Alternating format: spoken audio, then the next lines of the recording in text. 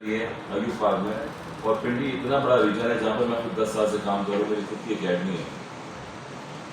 900 سے زائد بچے آئے تھے پورے پاکستان سے, جن کو ہم ابھی تک جو ہے وہ ایک دن میں اتنا زیادہ سلیکٹ نہیں کر پائے, جن کی وجہ سے دوبارہ ہم ان کو کیمپنگ کریں گے 2 دن کے لیے, اور اس میں سے دوبارہ چوز کریں گے پلیئرس کو. کوئی DI خان سے آئے ہیں, کوئی سعودی سے آئے ہیں, کوئی گلگت سے آئے ہوئے ہیں. تو اس میں سے ہم نے ایک فرنچائز کے لیے 20 لڑکے سلیکٹ کرنے ہیں 900 میں سے.